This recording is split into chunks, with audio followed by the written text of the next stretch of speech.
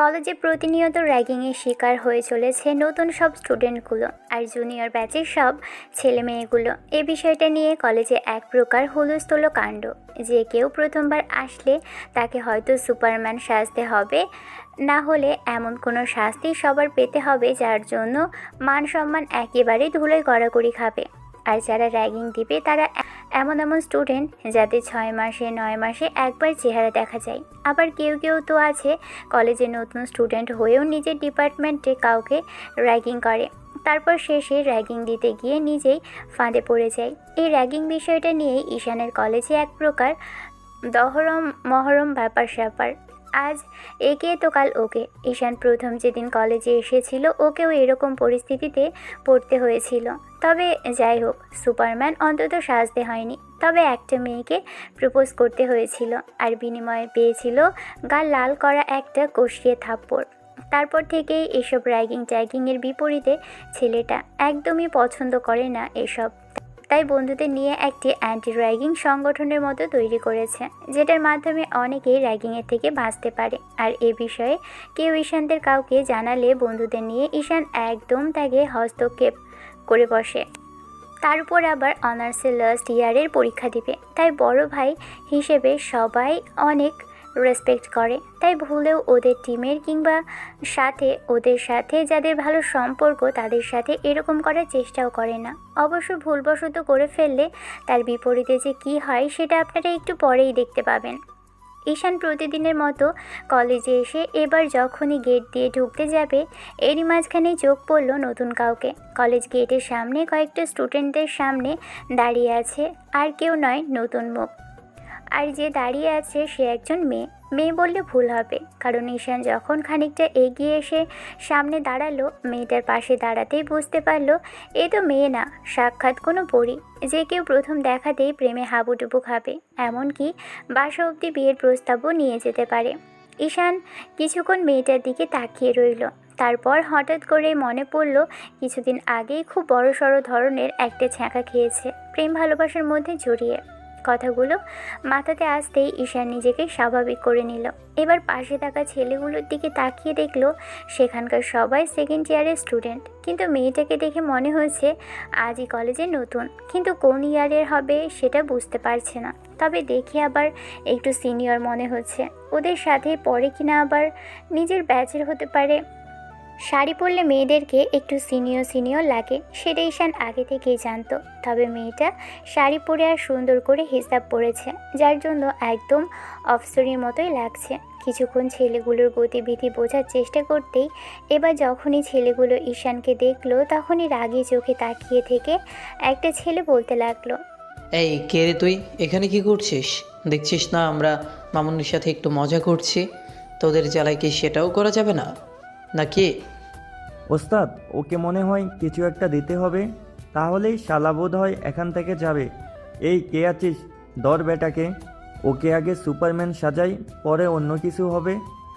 বড় ভাই, আপনাদের দেখে তো মনে হচ্ছে এই কলেজে আপনারা নিয়মিত আসেন না, আর যদি আসতেন তাহলে হয়তো এইরকম ভুলটা করতেন না আজকে। এই শালা তো কে বললো রে আমরা আসিনি?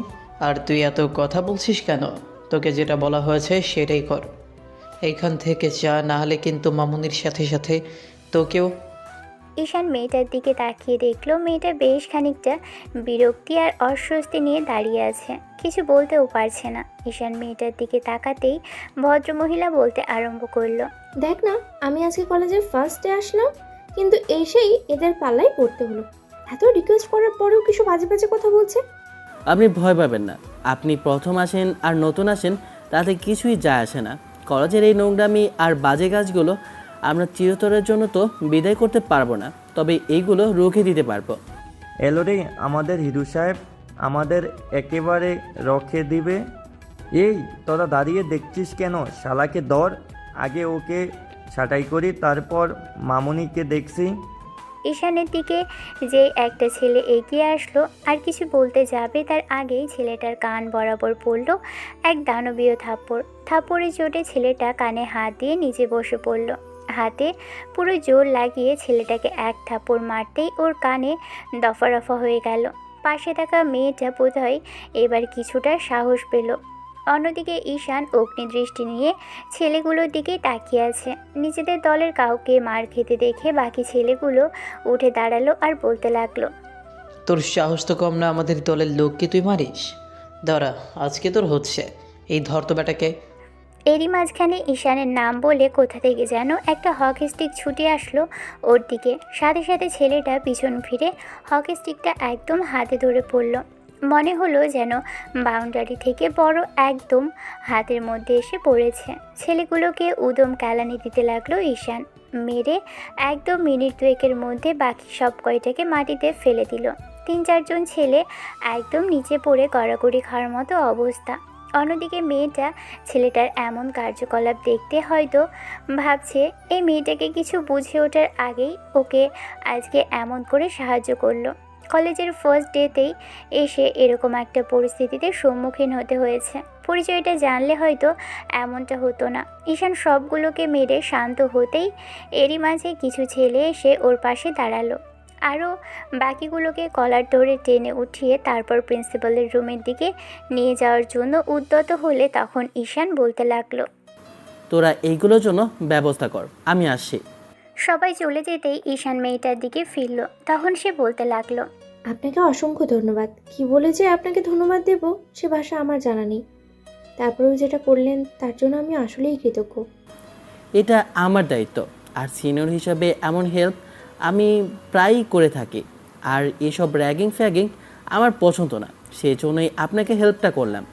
তারপরেও আপনাকে অসংখ্য ধন্যবাদ। আপনি না থাকলে আজকে ওরা যে কী করতো সেটা ভেবেই ভয় লাগছে। আরে ভয় নেই। আচ্ছা, আপনি কোন ইয়ারে? ঈশান কথাটা শেষ করতে পারল না, তার আগেই ক্লাসের ঘন্টা পড়ল। তখনই মেয়েটা বলতে লাগলো, পরে কোনো দিন কথা হবে, বাই, আমি আসছি। ভদ্রমহিলা যেন এক প্রকার তাড়াহুড়ো করেই সেখান থেকে পালিয়ে গেল। ঈশান বুঝতে পারল না ব্যাপারটা কী হলো। তারপরও মেয়েটা যাওয়ার দিকে তাকিয়ে রইল। তারপর ক্লাসের দিকে চলে গেল। মিনিট 5 পরে বন্ধুরা এসে পাশে বসতেই ঈশান তখন বলতে লাগলো, কী রে, ওদের ব্যবস্থা করে দিয়ে এসেছিস তো? স্যার বলতে প্রিন্সিপাল তো সবগুলোকেই টিসি দিয়ে দিয়েছে। তার উপরে মেহেদি কিছু বলবে তার আগেই ঈশান ফোন স্ক্রল করে মনোযোগ দিল। ছেলেটা কিছু বলতে পারল না। ওরা সামনে তাকাতেই খেয়াল করলো একজন নতুন টিচার, অর্থাৎ নতুন কেউ আসার কথা ছিল বোধহয়, সেই এসেছে। অন্যদিকে ঈশান এসব জানে না, কারণ 2 দিন কলেজে আসা হয়নি। এবার বন্ধুর কথা বলা বন্ধ হয়ে গেছে দেখে নিজেও সামনে তাকিয়ে দেখলো কেউ একজন সামনে দাঁড়িয়ে আছে। এমন কিছু দেখে ছেলেটা হতভম্ব হলো, কারণ তখনকার সেই মেয়েটা, অর্থাৎ যাকে এতগুলো ছেলের হাত থেকে বাঁচালো, সেই মেয়েটাই ওর সামনে দাঁড়িয়ে আছে। ঈশান বন্ধুদের উদ্দেশ্য করে বলতে লাগলো, ব্যাপারটা কি বলতো? এই ভদ্রমহিলা এখানে কেন? নাকি আমাকে আবার ধন্যবাদ জানানোর জন্য এসেছে? ওরে না রে, উনি হচ্ছে আমাদের নতুন ইংলিশ ম্যাডাম। দেখছিস না কেমন ম্যাডাম ম্যাডাম লাগছে? তুই কি বুঝতে পারছিস না? ইংলিশ টিচার গত সপ্তাহে চলে গেছে, তাই ঠেকা কাজ চালালো। এই সপ্তাহে ম্যাথমেটিক্স টিচার, সে ইংলিশ ক্লাসটা নিত, আর আজকে থেকে উনি আমাদের নতুন ইংলিশ ম্যাডাম। কিন্তু তুই বুঝলি কি করে? শাড়ি আর হিজাব পরে আসে বলে কি তোর মনে হচ্ছে যে উনি আমাদের নতুন ইংলিশ ম্যাডাম? এমনও তো হতে পারে আমাদের সাথেই সেম ইয়ারে। ওরে না রে, ওই দেখ হরিপদ ভ্যানওয়ালা, না মনে তো থুকু ওই প্রিন্সিপাল স্যারের সাথে এসেছে, হয়তো সবার সাথে পরিচয় করিয়ে দিবে। ঈশানের বন্ধু শুভ যা যা বলল সেটাই যেন একদম ফলে গেল, কারণ ভদ্রমহিলার সাথে সবার পরিচয় করিয়ে দিল প্রিন্সিপাল। ভদ্রমহিলাকে ওদের ইংলিশ ম্যাডাম হিসেবেই ঈশানের কেন জানি বিষয়টা ভালো লাগলো না, কারণ প্রথম দেখাতেই মেয়েটাকে কেমন যেন ভালো লেগেছিল। আর অদ্ভুত ধরনের মায়া মেয়েটার ওই মায়াবী মুখটাতে আছে, যে মায়াতে মুহূর্তেই কেউ হারিয়ে যেতে পারে। ঈশান কিছুক্ষণ চুপ করে থেকে একটা ফোঁস করে নিঃশ্বাস ছাড়ল। এটা ভেবে হয়তো এত সুন্দরী একটা মেয়ে কিনা ওর কলেজের ম্যাডাম, যে কোনো চাকার হাওয়া বেরিয়ে যাওয়ার মতো বিষয়। আজকের পর হয়তো অনেক স্টুডেন্ট ম্যাডামকে লাইন মারার চেষ্টা করবে। এই জন্যই বোধহয় কলেজে এত সুন্দরী সুন্দরী ম্যাডামদের নিয়োগ করা হয়, যেন স্টুডেন্টগুলো অন্তত নিয়মিত ক্লাস করে। সবার সাথে ম্যাডাম পরিচিত হতে লাগলো। তারপর যখন ঈশানের পালা আসলো, তখন ঈশানকে দেখে ভদ্রমহিলা খানিকটা অবাক হলেও একটু মুচকি হাসলো। কী ভেবে হাসলো কে জানে। তবে ঈশানের বিষয়টা মোটেও হজম হচ্ছে না, সেটা মেহেদি বুঝতে পেরে ওকে গুঁতা মেরে বলল, কি বন্ধু, বিষয়টা হজম হচ্ছে না তো? আমারও প্রথমে হজম হয়নি, কিন্তু প্রিন্সিপালের রুম থেকে আসার সময় দেখলাম ভদ্রমহিলা প্রিন্সিপালের সাথে কথা বলতে গেল। তখনই কেমন সন্দেহ হয়েছিল। তারপর ক্লাসে আসতেই সন্দেহটা সঠিক হলো। যাই হোক, এখন এগুলো বাদ দাও আর পড়ালেখায় মনোযোগ দাও। ম্যাডামের দিকে নজর দিও না, সেটা কিন্তু মোটেও ভালো কথা না। ক্লাসগুলো শেষ করে সবাই ক্লাসের বাইরে আসলো। এমন করে করে 4টা ক্লাস শেষ করে দুপুরের দিকে খানিকক্ষণ বন্ধুদের সাথে আড্ডা দিয়ে বাসার উদ্দেশ্যে চলে আসলো ঈশান। বাসায় এসে ফ্রেশ হয়ে একটু রেস্ট নিয়ে দুপুরের খাবার খাওয়ার জন্য ডাইনিংয়ে এসে বসতেই এরই মাঝে আম্মু কিংবা বোন কাউকেই ডাইনিংয়ে দেখা গেল না। একটু বাদেই 2 ভদ্রমহিলা এসে ডাইনিংয়ের সোফায় বসলো। ঈশান গিয়ে খাবার টেবিলে বসে বলতে লাগলো, কি ব্যাপার আম্মু, তোমরা কি আজকে খাবে টাবে না নাকি? আর বোন, তুই ওখানে বসেছিস কেন? এদিকে আয়। তোমার খাবার তুমিই খাও। তোমার যদি খিদে পেয়ে থাকে তাহলে নিচে বেড়ে খাও। কেন রে, তোরা কি অনশন করেছিস? আর কতদিনের জন্য অনশন করেছিস বল, তাহলে আমারও বুঝতে সুবিধা হয়। ফালতু কথা বলিস না তো ভাইয়া, চুপচাপ খেতে বসেছিস, খা। খাবোটা কি? হাওয়া? আম্মু, খাবারটা বেড়ে দাও তো, আমার খুব খিদে পেয়েছে। আমি পারবো না, তুই নিজের খাবার নিজে খা, আর না হলে বিয়ে করে আন, বউ এসে তোকে খাইয়ে দিবে। আজব তো, এর মধ্যে আবার বউ আসলো কোথা থেকে? তাছাড়া খাবার বেড়ে দিতে বলেছি, খাইয়ে তো দিতে বলিনি। খাইয়ে দেওয়ার ঘটনাটা অনেক আগেই উঠিয়ে ফেলেছ। অন্তত আমার খাবারগুলো তো দিবে, আমি নিজেই খেয়ে নেব। সেটুকুও এখন থেকে পারবো না। আগে বিয়ে কর, বিয়ে করে বউ আন, তারপরে বাদ বাকিটা দেখা যাবে। বউ এসে তোকে সোজা করবে, নিজে থেকে খাইয়ে দিবে, আর নিয়ম কারণ মেনে সব কিছু গুছিয়ে রাখবে, আর তোকেও আগলে রাখবে। আমি আর তোদের আগলে রাখতে পারছি না, আমার পক্ষে সম্ভব হচ্ছে না। ঠিক আছে, তুমি যখন রাগ করে আছো তাহলে সেটা কন্টিনিউ করো। বোন, তুই এদিকে আয়, খাবারগুলো দিয়ে যা। বোন একবার আম্মুর দিকে তাকালো। আম্মু হয়তো ইশারায় বারণ করলো। এই ঘটনা প্রায়ই ঘটে থাকে, আর এখন তো নিয়মিত হতে শুরু করেছে। সকালবেলা আব্বুর অফিস যাওয়ার সময় হয়তো ব্রেকফাস্টে নিয়ে কোনো ঝামেলা করতে পারে না, তবে আম্মু এইরকম ঝামেলা প্রায়ই করে। আর আজকেও যে বেঁকে বসে থাকবে সেটা কে জানতো। তবে আজকে যে বোনকেও সাথে নিয়েছে আম্মু, সেটা ভাবতে পারেনি ঈশান। আম্মু আর বোনকে বলেও যখন কাজ হলো না, তখন ছেলেটা এক প্রকার রাগ নিয়ে উঠে দাঁড়ালো আর বলতে লাগলো, নিকুচি করেছে খাবারে, খবরদার এরপর যেন ভুলেও আমাকে আর ডাকাডাকি না করা হয় খাবার জন্য, তাহলে কিন্তু তোমাদের খবর আছে বলে রাখলাম। আজকে একবার আব্বু বাসায় ফিরুক, এর একটা বিহিব আমি করেই ছাড়বো, আর না হলে এই বাসাতেই থাকবো না। তোকে কে থাকতে বলেছে শুনি? যে ছেলে আম্মুর কথা শোনে না, আম্মুর কথা মতো একটা বিয়ে করতে পারে না, তার বাসায় না থাকাই ভালো। বেরিয়ে যা তুই বাসা থেকে। যেদিন বিয়ে করতে পারবি, পছন্দের কাউকে হয় বিয়ে করে নিয়ে আসবি, না হলে আমরা পছন্দ করে দেব, তাকে বিয়ে করবি, সেদিন আসিস। আজব ক্যারেক্টার তো তুমি, বিয়ে করে পুরো মাথাটাই খারাপ করে ফেলবে দেখছি।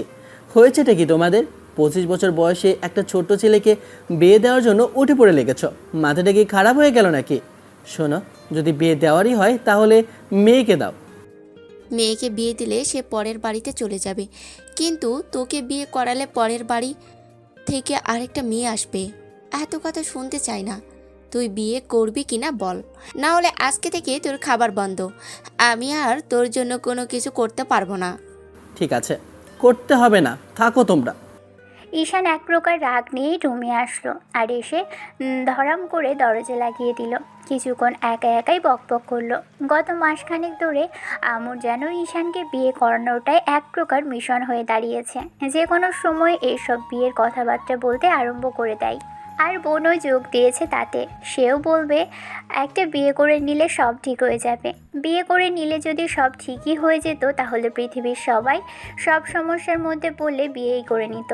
ঈশান সেটা ভেবেই দীর্ঘ নিঃশ্বাস ফেলল। পেটে ক্ষুধা আর মনে এক প্রকার তুখর পরিমাণে রাগ। ঈশান আর বসে থাকতে পারল না, বাইরে গিয়ে অন্তত কিছু খেতে হবে। ওয়ালেট আর ফোন দুটো নিয়ে বাসার বাইরে গেলে দেখলো ডাইনিংয়ে এখনও আম্মু আর বোন বসে আছে। ঈশান একবার ওদের দিকে তাকালো না, বাসার বাইরে চলে যেতে গেলে হয়তো আম্মু ডাকবে ভেবেছিল, কিন্তু সেটাও করলো না। বাইরে এসে একটা চায়ের দোকান থেকে বসে থেকে চা আর বিস্কিট খেলো, কিন্তু কিছুতেই কিছু হচ্ছে না। এবার মেহেদিকে কল লাগালে ও রিসিভ করলো না। শুভকে কল করতেই বাদরটা ফোন রিসিভ করে বলতে লাগলো, কিরে বন্ধু, কি খবর? আর এই অসময়ে ফোন করলি যে? এই সময় না তুই ঘুমিয়ে স্বপ্নের মধ্যে একদম রাজকুমারীর সাথে নাচ গান করতে থাকিস? বলে আজ আবার কি হলো তোর বলতো? ফালতু কথা রাখ, আমার খুব খিদে পেয়েছে। তোদের বাসায় কি রান্না করেছে রে? বলিস কি, যে ছেলেকে ধরে বেঁধে আমাদের বাসায় আনা যায় না, আর খাওয়ার কথা বললে বাসা থেকে 10 হাত দূরে থেকে হাঁটে, সে কিনা আবার নিজে থেকে বলছে তার খিদা পেয়েছে, আমার বাসায় আসবে। ফালতু প্যাচাল পারিস না তো, আমার সত্যিই খুব খিদে পেয়েছে। আমার বোনও আমাকে খেতে দেয়নি, তো এখন বল আমি আসবো কিনা? হ্যাঁ হ্যাঁ আয়, নিজে থেকে আসতে চেয়েছিস, বারণ করতে পারি নাকি? আজ অবধি ধরে বেঁধে আনা যায়নি। শোন, তোর পছন্দের ফেভারিট ডিশ রান্না করা হয়েছে, গরুর মাংস ভুনা আর খিচুড়ি। এখনই চলে আয়, দুপুরেই আম্মু রান্না করলো, একটু বাদে আব্বুও চলে আসবে, একসাথে খাবো। আয় আস। ঈশান আর এক মুহূর্ত দেরি করলো না। চায়ের বিলটা দিয়ে শুভর বাসার দিকে পা বাড়ালো। কিছুটা হেঁটে একটা রিক্সা নিয়ে মিনিট 10-এর মধ্যেই ওর বাসার সামনে এসে থামতেই আবারও কল লাগালো বাদরটাকে। কিছুক্ষণ বাদে এসে রুমের দরজা খুলে দিয়ে ওর হাত ধরে টানতে টানতে তারপর রুমে নিয়ে গিয়ে বসালো। নিজে গিয়ে ফ্রেশ হয়ে এসে তারপর ডাইনিংয়ে আসতেই দেখলো মেহেদির আম্মু খাবার দাবার বেড়ে একদম সাজিয়ে ফেলেছে টেবিলে। ঈশান শুনেছিল শুধু খিচুড়ি আর গরুর মাংস, কিন্তু পায়েস আবার মিষ্টি জাতীয় আরও কিছু আইটেম আছে। সেগুলো দেখেই খানিকটা অবাক হয়ে বলতে লাগলো, কি ব্যাপার, এত আইটেম কখন করলি তোরা? এত কথা বলতে হবে না, তোমার খিদে পেয়েছে, খেতে বসো তো বাবা। তোমাকে তো ধরে বেঁধেও আনা যায় না, আজ যখন পেয়েছি একদম পেট পুড়ে না খাইয়ে ছাড়ছি না। সবার সাথে কথা বলতে বলতে ঈশান খাওয়া শেষ করলো। তারপর সন্ধ্যার মুখে বন্ধুদের সাথে আড্ডা দিয়ে ভাবলো রাতে গিয়ে আর খাবে টাবে না, কারণ দুপুরে একদম গলা অবধি খেয়ে এসেছিল। আবার বিকেলে বাহিরে থেকে হালকা কিছু খেয়ে বাসায় ফিরেছে। এসে দেখলো আব্বু ডাইনিংয়ে বসে চা খাচ্ছে। ঈশান আব্বুর দিকে আর চোখে তাকিয়ে রুমে চলে গেল। দরজা আটকে দিয়ে শুয়ে পড়তেই দুপুর লেগে থাকা ঘুমটা চোখে এসে ভিড় করলো। রাত 9টা নাগাদ বোন ডাকাডাকি শুরু করলে ঈশান একটা হুঙ্কার দিয়ে উঠে গেল। তারপর দরজা খুলে দিতেই বোন একদম ভয়ে জড়সড় হয়ে বেড়াল ছানার মতো লেজ তুলে মা গো বলে চিৎকার দিয়ে দৌড়ে ডাইনিংয়ের দিকে চলে গেল। ঈশান ওর কর্মকাণ্ডে বুঝলো বোনটা ভয় পেয়েছে। ঈশান কারণটা বুঝতে পারলো না, এত ভয় পেল কেন বিছুটা? এমনিতেই সবসময় খোঁজাতে থাকে, তাহলে আজকে আবার ভয় পাওয়ার কারণ কি? এরই মাঝখানে আব্বুর কথা শব্দ পেতেই তখন ঈশান নিচে নেমে আসলো। তারপর ডাইনিংয়ের কাছে এসে দাঁড়াতেই দেখলো আব্বু খেতে আরম্ভ করেছে। ঈশান ফিরে যেতে নিলে তখন আব্বু বলতে লাগলো, কি হলো, খাবে না? আর বোনকে এমন করে ধমক দিলে কেন? না, খিদে নেই। আর রাগারাগি কই করলাম, আমি ঘুমিয়েছিলাম, ও ডেকে তুললো তাই। খিদে নেই বললেই হলো, দুপুরে নাকি শুনলাম খাওনি। এসে বসো, একসাথে খেয়ে নাও। তোমার জন্য সবাই এতক্ষণ যাবত দেরি করছিল, আর তুমি বলছো খিদে নেই? না না, তোমরা 3 জনই খেয়ে নাও, আমার পেট ভরে গেছে। দুপুরে যে কাহিনীটা করলো সবাই মিলে, তাতে আমার খাওয়ার ইচ্ছেটাই মরে গেছে। আব্বু ভ্রু কুঁচকে তাকালে তখন আম্মু আর বোন দুজনের দিকে চাওয়াচাওয়ি করতে লাগলো। এবার আব্বু হুট করে যেটা বললো সেটার জন্য ঈশান প্রস্তুত ছিল না। তাহলে বিয়েটা করে নিলেই তো হয়। তোমার আম্মু এতবার করে বলছে, তাহলে আম্মুর কথা শুনলেই তো হয়। আশ্চর্য আব্বু, তুমিও এই কথা বলছো? তাছাড়া এখন কি বিয়ের বয়স হয়েছে নাকি আমার? এত তাড়াতাড়ি বিয়েটাই করা আমার পক্ষে কেন সম্ভব না? কেন? কাউকে পছন্দ আছে তাহলে বলো, আর না হলে আমরা মেয়ে দেখবো, তাকে তোমার বিয়ে করে নিতে হবে। বিয়ে করে নিলে কি হবে আমাকে একটু বোঝাবে? তোমরা খালি দেখছি বিয়ে করে পাগল করে ফেলছো। বিয়ের মধ্যে আছেটা কি আমাকে একটু বলো তো। আম্মু গিয়ে ছেলের হাত ধরলো। যখনই এনে খাবার টেবিলে বসাতে যাবে তখন ঈশান হাতটা জোর করে ছাড়িয়ে নিল আর বলতে লাগলো, না, এখন তো জোর করলেও আমি খাবার খাবো না। আমি তখন বলেছিলাম না জোর করার পরে খাওয়াতে পারবে না, তখন না খেয়েই আমাকে বাইরে যেতে হয়েছে। এতবার করে বলার পরও তোমাদের মনে কোনো প্রকার দয়া মায়া হয়নি। আমি তো এখন খাবো না, তোমাদের রান্না করা খাবার তোমরাই খাও। যদি কোনোদিন বিয়ে করতে পারি তবে বউ রান্না করবে আর সেই খাবারই খাবো, নয়তো চুপ করো, বেয়াদবি করছো তুমি। আম্মুর সাথে এমন করে কথা বলতে হয়? আম্মু কত ইচ্ছা আশা নিয়ে তোমাকে কথাটা বলেছে, কয়েকদিন সময় নিলেও তো পারো, তা না করে সরাসরি একদম বারণ করে দিলে। এটা কি খুব বেশি ভালো দেখলো? আব্বু, ভাইয়ার একটা মেয়ের সাথে সম্পর্ক ছিল। মেয়েটা ভাইয়াকে চিট করেছে, ওর সাথে টাইম পাস করেছে।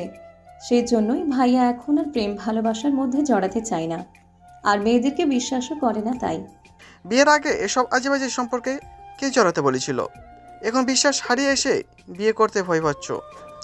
তুমি জানো না বিয়ের আগে সম্পর্ক হারাম? আপু, তোমার মেয়ে মিথ্যা কথা বলছে। আমি এরকম কিছু চিন্তাও করি না। তোর তো হচ্ছে, তুই দেখছি দিন দিন খুব বেয়াদব হয়ে যাচ্ছিস বোন। ঠিক আছে, এসব নিয়ে আলোচনা থাক। আর তোমাকে বিয়ের কথা বলবো না, তাও খাবার খেয়ে নাও। আমার ইচ্ছে ছিল, বলেছিলাম, তুমি শোনোনি, ব্যাস। তাই এগুলো নিয়ে আর কোনো ঝামেলা বাড়াতে হবে না। আজকের পর থেকে আর এসব বিষয়ে কোনো কথা বলবো না। ঈশান খাবার খাবে না বারবার বিষয়টা বললেই তখন আম্মু জেদ করে এক প্রকার কথাগুলো বলল। ঈশান একটু অবাক চোখে তাকিয়ে থেকে বলল, আমি তো বলেছি আমার কোনো পছন্দ নেই, আমি তোমাদের পছন্দেই বিয়ে করে নেব। কিন্তু এখন বলেছি না যে বিয়ের কথা আর বলবো না। তোমার যা ইচ্ছে তুমি তাই করতে পারো। ঈশান হালকা খেলো, কিন্তু আম্মুর মুখ দেখে বুঝতে পারলো আম্মু রাগ করেছে। এমন করেই যেতে লাগলো দিন। এরই মাঝখানে ঈশান খেয়াল করেছে যেদিন থেকে কলেজে ইংলিশ ম্যাডাম এসেছে সেদিন থেকে কলেজে এক প্রকার ছেলেদের মধ্যে হুলস্থুলো কাণ্ড পড়ে গেছে। হয়তো ভদ্রমহিলাকে দেখে অনেকেরই পছন্দ হয়েছে, তাই অনেকেই তাকে প্রপোজ করেছে। মুখে বলতে না পারলেও লাভ লেটার দিয়েছে। এত সুন্দরী কিউট একটা ম্যাডাম থাকলে এরকমটা হওয়াটাই স্বাভাবিক। ঈশান এই বিষয়টা ভেবে অবাক হয়নি, কারণ এরকমটা সচরাচর দেখা যায় অন্য সব গল্পের মতো। আর তার উপর ভার্সিটি কিংবা কলেজে এরকম সুন্দরী ম্যাডাম থাকলে এটা হওয়াটাই স্বাভাবিক। কিন্তু ঈশানের দিক থেকে ভদ্রমহিলা তেমন কোনো ইঙ্গিত পায়নি। তাতে বুঝতে পেরেছে যে ঈশান অন্য সবার থেকে আলাদা। সেদিনের এমন করে ওকে হেল্প করার পর থেকে মিশমি ম্যাডাম কয়েকবার ছেলেটার দিকে লক্ষ্য করেছে। আসলেই ছেলেটা সবার থেকে আলাদা, মেয়েদেরকে সম্মান করতে জানে। আর কলেজের র্যাগিংয়ের বিরুদ্ধে ওদের একটা বড় শক্তিশালী অবস্থান আছে, সেটা মিশমির মাঝে কয়েকটা ক্লাসে গিয়ে জেনে ফেলেছে। আর সবার লিডার যে ঈশান সেটা খুব ভালো করেই বুঝতে পেরেছে।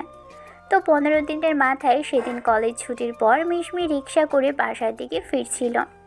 মাঝ রাস্তায় আসতেই একটা বেশ বড় জ্যাম পড়ল। জ্যাম পড়তেই ভদ্রমহিলার বেশ খানিকটা বিরক্তি নিয়ে আশেপাশে তাকাতে লাগলো। খানিকটা দূরে চোখ পড়তেই দেখলো ঈশানের মতোই কেউ একজন একটা পিচি মেয়ের সাথে বসে গল্প করছে। আর মেয়েটাকে দেখে মনে হয়েছে ফুল বিক্রি করে পথশিশু। মিশমি খানিকক্ষণ সেদিকেই তাকিয়ে রইল। তারপর একটা সময় মনে হলো যে ঈশান পকেট থেকে কতগুলো টাকা বের করে মেয়েটাকে দিল। তারপর পিচিটা থেকে ফুলগুলো নিয়ে আবার ওকেই ফেরত দিয়ে দিল। এরকম সহজ সরল আর ভালো মন মানসিকতার পরিচয় সবার থেকে পাওয়া যায় না। অন্য কেউ হলে হয়তো ফুল তো কিনতই না, উল্টো তাদের সাথে বাজে ব্যবহার করত। আজকালকার সমাজে এরকমটা প্রায় দেখা যায়। এই ছেলেটাকে যতই দেখছে মিশমি ততই বেশি অবাক হচ্ছে। কলেজে সবার থেকে আলাদা, আবার বাইরে এসেও সবার থেকেই কেমন যেন এক ধরনের সুন্দর মানসিকতার পরিচয় দিচ্ছে। নাকি ওর সামনে এরকম ভালো সাজার চেষ্টা করছে, সেটা নিয়ে মিশমি সন্দেহ হতে লাগলো। এই বিষয়টা নিয়ে চিন্তা করতে করতে তারপর থেকেই মিশমি ঈশানের প্রতি কেমন যেন নজর রাখতে শুরু করলো। মিশমি ম্যাডাম নিজেই অনেকের কাছেই জিজ্ঞেস করেছে ছেলেটা কেমন, আর চোখের সামনে থেকে দেখেছে বেশ ভালো। তাই মিশমিও কেন জানি ঈশানের প্রতি একটু বেশি আগ্রহ। অন্যদিকে ঈশানের দিক থেকে তেমন কোনো আচরণে পায়নি যেগুলো অন্য ক্লাসের ছেলেগুলো করেছে। ম্যাডামকে পছন্দ করে বলে অনেকেই প্রকাশ করেছে। এ বিষয়টা নিয়ে মিশমি খানিকটা বিরক্ত। তারপরও স্টুডেন্ট ভেবে অনেকেই ছেড়ে দিয়েছে আর ওয়ার্নিং দিয়েছে।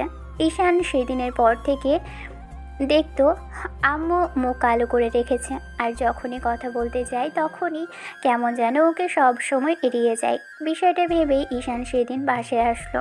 এসে দেখলো প্রতিদিনের ন্যায় আম্মু খাবার বেড়ে ডাইনিংয়ে বসে টিভি দেখছে। ঈশান খাবার খাওয়া শেষ করলো, তারপর এসে আম্মুর পাশে বসলো। ভদ্রমহিলা একবারও ওর দিকে তাকিয়ে তারপর চোখ জোড়া ফিরিয়ে নিতেই ঈশান একটু হাসার চেষ্টা করলে আম্মু বলতে লাগলো, কি সমস্যা তোমার? এরকম দাঁত কেলাচ্ছ কেন? কিছু হলে বলো, আর না হলে যাও নিজের রুমে গিয়ে শুয়ে থাকো। খুব বেশি রাগ হচ্ছে না ছেলের উপর? আমি কারো উপর রেগে নেই। তোমাদের উপর রাগ করার অধিকার কি আমার আছে নাকি? তোমরা যা ইচ্ছে তাই করবে, তাতে আমার কি? ঈশান একটু চুপ করে থেকে আম্মুর একটা হাত নিজের হাতের মুঠোয় নিল।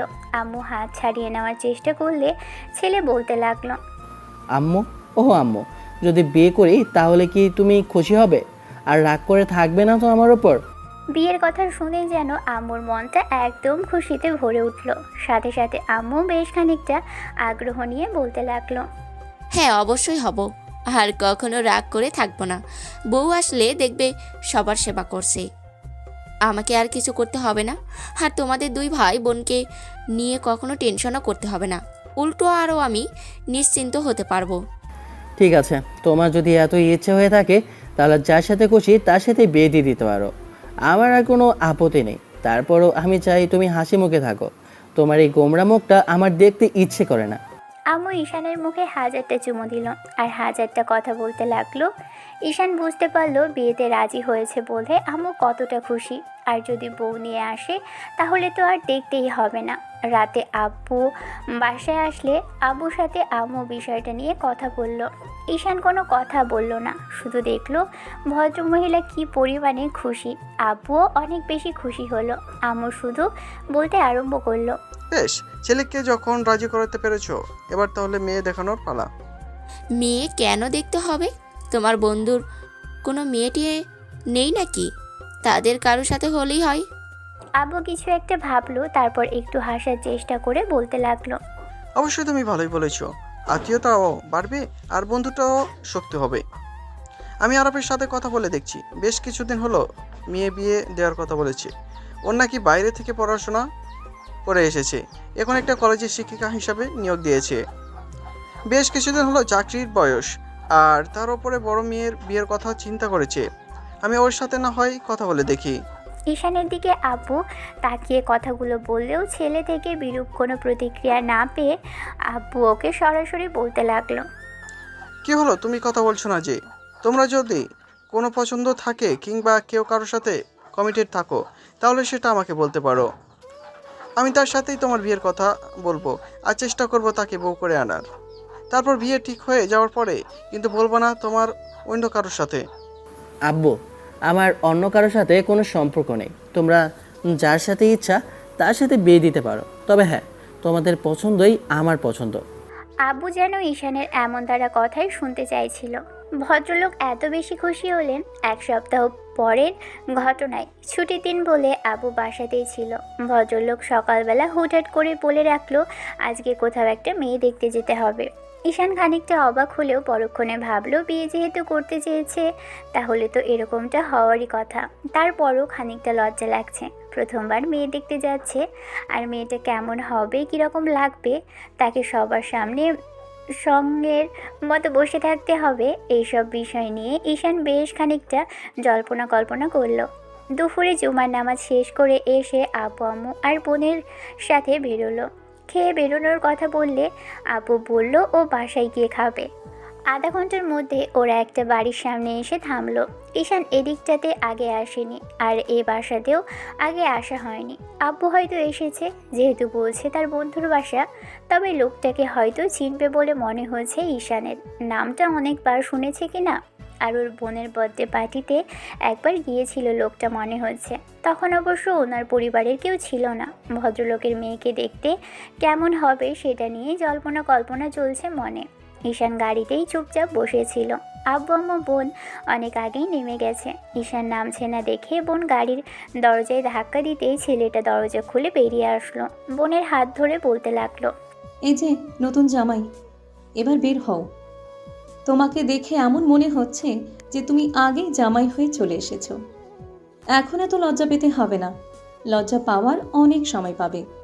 বোনের দিকে রাগী চোখে তাকালো ঈশান। এরই মাঝখানে আব্বুর কণ্ঠস্বর ভেসে আসতেই তাড়াহুড়ো করে এগিয়ে আসলো। তারপর সবাই মিলে গিয়ে বাসার সদর দরজায় কলিং বেল দিতেই দুবার বাজতেই দরজা খুলে গেল। এক ভদ্রমহিলাকে দেখা গেল। এই মনে হয় মেয়ের মা। দেখে বোঝা যাচ্ছে যে খুব বেশি খুশি ওদের দেখে। হয়তো আগে থাকতেই দরজার পাশেই বসেছিল, তাই একবার কলিং বেল দিতেই খুলে দিল। ভদ্রমহিলার সাথে কুশল বিনিময় করে দিতেই ওদের ডাইনিংয়ে এনে বসতে দেওয়া হলো। কিছুক্ষণ বাদে এত নাস্তা এনে ওদের সামনে রাখা হলো। ঈশান ওদের কাজে কর্মেই বুঝতে পারলো ওরা আগ থেকে এই বিষয়টা নিয়ে প্রস্তুতি নিয়েছিল। ঈশানের খানিকটা ক্ষুধা পেয়েছিল, তাই খেতে আরম্ভ করলো। আম্মু অবাক চোখে তাকালো ছেলের দিকে। তাকালেই ঈশান বলতে লাগলো, মেয়ে দেখতে এসেছি ভালো কথা, কিন্তু বাসা থেকে না খাইয়ে এনেছো। এখন আবার বলো না যে নির্লজ্জের মতো গিলতে আরম্ভ করেছে। ঈশানের কথাতে সবাই ফিক করে হেসে দিল। অন্যদিকে মেয়ের আম্মু বলতে আরম্ভ করলো, সে কি বাবা, না খেয়ে আসবে? না, প্রথমবার এলে, আমাদের একটু আপ্যায়ন করতে দাও। তোমার খিদে পেয়েছে নিশ্চয়ই, তুমি খেতে আরম্ভ করো। আমি তোমাদের লাঞ্চের ব্যবস্থা করছি। দরকার হলে আগে লাঞ্চ করবে, তারপর না হয় বাকি কথা বলা যাবে। ভাবি, এটা সাধারণ বিষয়। আমার ছেলেটা একটু ওই রকমই। আপনি চিন্তা করবেন না তো, একটু মজা করে বলেছে ও। আপনাদের এত ব্যস্ত হতে হবে না। এরই মাঝে আব্বু বললেন মেয়ের আব্বু অর্থাৎ তার বন্ধুকে ডেকে দিতে। ভদ্রমহিলা তাড়াহুড়ো করে চলে গেল। সবাই বসে আছে। এরই মাঝখানে একজন লোক এসে দাঁড়ালেন ওদের পাশে। দাঁড়াতে আব্বু উঠে ভদ্রলোককে জড়িয়ে ধরলেন। কুশল বিনিময় করে নিতেই ঈশান ভদ্রলোককে সালাম দিল। ওনাকে দেখেই বুঝতে পারলো এই লোকটাকে আগে দেখেছে, আর যেটা ভেবেছিল সেটাই। ওর বোনের বার্থডে পার্টিতেই গিয়েছিল। আরও ঘণ্টাখানেক ভদ্রলোক আর আব্বু বকবক করলো। অন্যদিকে ঈশান বিরক্তি নিয়ে বসে রইল মুখে হাত দিয়ে। কিছুক্ষণ যাবৎ ভদ্রলোক বারবার ওর দিকে তাকাচ্ছিল। ঈশান হাঁসফাঁস করছিল। এমনিতেও সঙ্গের মতো বসে আছে না খেয়ে, তার উপর আবার ভদ্রলোক বারবার তাকাচ্ছে। তাহলে কি কোনো কমতি আছে কি না ওর মধ্যে, সেটাই এবার দেখতে ইচ্ছে করছে। তাহলে কি একবার আয়নার সামনে গিয়ে দেখবে কোনো অংশে ওকে বাজে দেখতে লাগছে কি না। এরই মাঝখানে ভদ্রলোক একটু হাসার চেষ্টা করে বলতে লাগলো, বুঝতে পেরেছি বাবা, আসলে প্রথমবার তো এরকম একটু হয়। তুমি চিন্তা করো না, আমি মিস মেয়েকে আনার ব্যবস্থা করছি। মেয়ের নামটা ঈশানের মাথার উপর দিয়ে গেল। ছেলেটা হবু শ্বশুরের কথা একটু হাসার চেষ্টা করলো। মিনিট 15 পরে এবার সেই ভদ্রমহিলা আর 15 থেকে 16 বছর বয়সী একটা মেয়ে আরেক মেয়েকে ধরে এনে ঈশানের সামনে একদম মুখোমুখি বসালো। মেয়েটা মাথা নিচু করে রেখেছে, তবে ঘোমটা দিয়ে পুরো মুখ ঢাকেনি। ঈশান মেয়েটার দিকে এখনও তাকায়নি, তবে হাঁসফাঁস করছে দেখে ওর বোন একটু গুতা মেরে বলতে লাগলো, কি হলো, এরকম হাঁসফাঁস করছিস কেন? এই হারামি দেখ, তোর হবু বউকে নিয়ে এসেছে। একবার তাকিয়ে দেখ না গাধা। ঈশান কিছুক্ষণ যাবৎ ভাবলো মেয়েটা কেমন হবে। তারপরে বারবার বোনের খোঁজাখুঁজিতেই সামনে থাকা ভদ্রমহিলার দিকে তাকালো। ব্যাস, তাকিয়ে যেন 4440 ভোল্টের একটা ঝটকা খেলো। কারণ সামনে বসে আছে স্বয়ং ভদ্রমহিলা। না মানে আসলে বলছিলাম কি, কলেজের সেই সিনিয়র মিষ্টি কিউটার পরীর মতো সুন্দরী দেখবে সেই হট ম্যাডামকে দেখে মনে হলো একে দেখার জন্যই কি তাহলে এসেছে। ভেবেই গলা শুকিয়ে গেল ঈশানের। তারপর দুজনে চোখাচোখি হতেই ঈশান হঠাৎই দাঁড়িয়ে পড়ল। অন্যদিকে মিশমি ম্যাডামও অবাক চোখে ছেলেটার দিকে তাকিয়ে রইল। ঈশানকে দাঁড়িয়ে পড়তে দেখে মিশমির আব্বু বলতে লাগলো, কি হলো বাবা, তুমি এমন করে দাঁড়িয়ে পড়লে যে? কোনো সমস্যা? সে তো হঠাৎ করে দাঁড়ালো কেন? তুমি কোনো সমস্যা আপু? না মানে আসলে আব্বু, উনি এখানে কেন? আমার মেয়ে আমার বাসায় থাকবে না? ওই তো আমার বড় মেয়ে মিসমি, ওর সাথেই তোমার বিয়ের কথা বলার জন্য আব্বু তোমাকে নিয়ে এসেছে। কেন বাবা, আমার মেয়ে কি দেখতে সুন্দর না, নাকি তোমার ওকে পছন্দ না? বোন ঈশানকে হাত ধরে বসিয়ে দিতেই ছেলেটার বেশ খানিকটা অস্বস্তি ফিল হতে লাগলো। কপাল দিয়ে ঘাম বেরোচ্ছে, কারণ ম্যাডাম ওর দিকে কেমন চোখ বড় বড় করে তাকিয়ে আছে। এই বুঝি বাংলা সিনেমার সেই ডায়লগের মতো বলে উঠবে, চৌধুরী সাহেব, আপনি আপনার ছেলেকে নিয়ে চোখের সামনে থেকে দূর হন এক্ষুনি। না, ভদ্রমহিলা তেমন কিছুই করলেন না। আব্বু আম্মু বারবার যখন জিজ্ঞেস করলো কি হয়েছে, তখন ঈশান সত্যিটা বলে ফেললো। না মানে আসলে আব্বু, উনি আমার কলেজের ইংলিশ ম্যাম। তো কি হয়েছে? কলেজে ম্যাডাম সেরা কলেজে, কিন্তু বাসাতে তো নয়। এ নিয়ে এত প্রেশার নেওয়ার কি আছে? এটাই এখন হমেশাই হয়। আর মিশমি তোমার থেকে সিনিয়র হবে এটাই ভাবছো তো? তাতে কি, এসব কোনো ফ্যাক্ট না আজকাল। আব্বুর এমন দ্বারা কথাতেই ঈশান অবাক চোখে কিছুক্ষণ তার দিকে তাকিয়ে রইল। তারপর মিশমির আব্বু আম্মু সবাই অনেকেই কথা বলল, কিন্তু মহিলাটা আগের মতোই কোনো প্রতিক্রিয়া ছাড়াই তাকিয়ে আছে ঈশানের দিকে। মনে হচ্ছে এই বুঝি একটা থাপ্পড় বসাবে। হয়তো ম্যাডাম বলবে সব কিছু জেনে শুনে এখানে এসেছে ঈশান, কিন্তু তার কিছুই হলো না। আরও আধা ঘন্টা যাবৎ কথা বলল সবাই, তারপরও ম্যাডাম একটা টু শব্দও করলো না। ঈশান তাতেই অবাক হলো। তারপর যখন মেয়েটাকে বলা হলো ওর ঈশানকে পছন্দ হয়েছে কিনা, তখনই ঈশান চোখ বড় বড় করে আম্মুর দিকে তাকালো, কারণ আম্মুর প্রশ্নটা করেছিল। তখন ভদ্রমহিলা বলেছিল, আন্টি, আমি আপনার ছেলের সাথে একটু কথা বলতে চাই একা। মিশমি ম্যাডামের এমন কথা শুনে ঈশানের মনে একটা কথা উকি দিল। ব্যাস, ল্যাটা চুকে গেল। এবারই বোধহয় ওর এখানে আসাটা সার্থক হবে, কারণ ভদ্রমহিলা হয়তো একাতে রুমে ডেকে নিয়ে গিয়ে কষিয়ে কয়েকটা থাপ্পড় বসাবে গালে। মিনিট 5 পরের ঘটনা। ঈশান আর মিশমি ম্যাডাম দাঁড়িয়ে আছে ওনারি রুমের ব্যালকানিতে। দুজনেই রেলিং ধরে দাঁড়িয়ে আছে। এই মুহূর্তে ঈশানের হাত পা কাঁপছে, তারপরও ম্যাডামকে সেটা বুঝতে দিল না। অন্যদিকে মিশমি বারবার আর চোখে ঈশানের দিকে তাকাচ্ছে। এই মুহূর্তে মেয়েটার মাথায় ঘোমটা নেই। ঈশান খেয়াল করে দেখলো ম্যাডামের চুলগুলো একদম কোমর ছাড়িয়ে, আর চোখে দেখে সেটা বুঝতে পারল। ঈশান মাঝে মধ্যে 2-1 বার তাকালেও মিশমি বারবার ছেলেটার দিকে তাকাচ্ছে। তারপর একটা সময় নিজে থেকে বলতে লাগলো, কি হলো, কথা বলছো না যে? চুপ করে আছো কেন? না মানে আসলে আমি কি বলবো জানি না। আসলে ম্যাম। আরে এত ভয় পাচ্ছ কেন? আমি কি তোমাকে কিছু বলেছি? ঈশান আর আজকাল ছেলেরা। ম্যাডাম বিশ্বাস করেন, আমি জানতাম না এটা আপনার বাসা, আর ভাবতেও পারিনি যে আপনাকে দেখতেই আজকে আব্বু আম্মু জোর করে ধরে বেঁধে নিয়ে আসবে। ওরাও হয়তো জানতো না, আর জানবে বা কী করে? আপনি আমারই কলেজের ম্যাডাম। আমি তো দেখার পর বুঝতে পারলাম আপনি আব্বুর বন্ধুর মেয়ে। মিশমি বুঝতে পারল যে ঈশান ভয় পাচ্ছে, তাই একটু হাসার চেষ্টা করে ঈশানের মুখোমুখি ফিরল। ঈশান আগের মতো সামনের দিকে ফিরে দাঁড়িয়ে আছে দেখে ম্যাডাম বলতে লাগলো, আমি কি তোমায় বলেছি তুমি জেনে শুনে এসেছো, কিংবা নিজে থেকেই আব্বু আম্মুকে জোর করে এখানে নিয়ে এসেছো? মানে?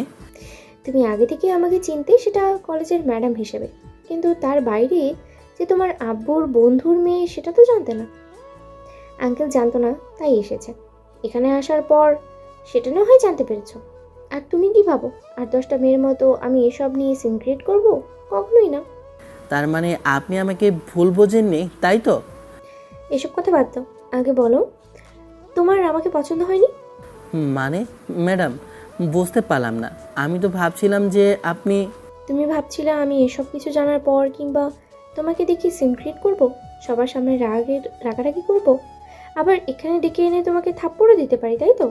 ঈশান মাথা নেড়ে হ্যাঁ সূচক উত্তর দিতেই মিশমি আবারও একটু হেসে ফেলল। তারপর বলতে লাগলো, আমি এসব কিছুই করব না। সবচেয়ে বড় বিষয় কি জানো?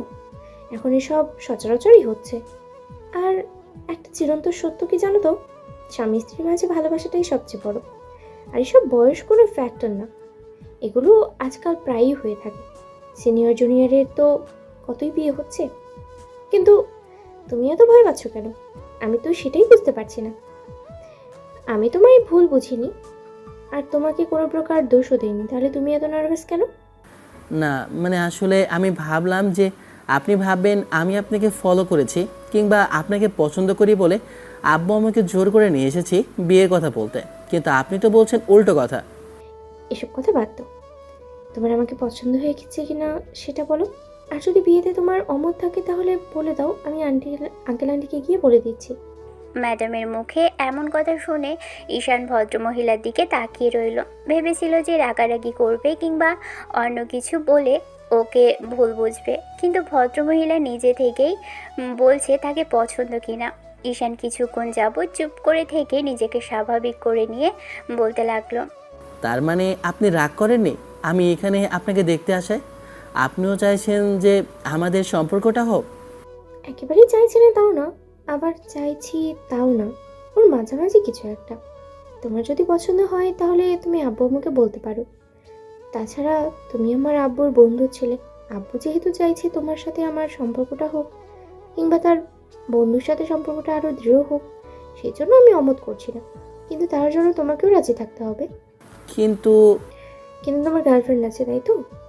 না না, তেমন কিছু না। আমার বিশ্বাস হচ্ছে না যে আপনি এরকম কথা বলছেন। আমি মনে হয় স্বপ্ন দেখছি। না হলে কলেজের ম্যাডামের সাথে আমার বিয়ের জন্য কথা বলতে আসবো আর দুজনের দেখা হওয়ার, সে আমাকে কিছু বলবে না সেটা ভেবে অবাক লাগছে। ম্যাডাম একটু মুচকি হাসলো। ঈশান কিছুক্ষণ চোখ বন্ধ করে রাখলো, তারপর কারো স্পর্শে হঠাৎ করে চোখ খুলে দেখলো ম্যাডাম ওর হাতের উপর হাত রেখেছে। ঈশান অবাকের চরম সীমানায় পৌঁছে গেল। তারপর একটু হেসে বলতে লাগলো, বুঝছি তোমার অস্বস্তি হচ্ছে ঈশান, অস্বস্তিটা না আমারও কম হচ্ছে না। তারপরেও আব্বু আম্মুকে বলে একটু সময় নিতে হবে। দুজনের সাথে কয়েকটা দিন সময় কাটিয়ে চিনে চিনে তারপরে না হয় বিয়ের দিকে এগোই, তারপরে দেখবে সব ঠিক হয়ে যাবে।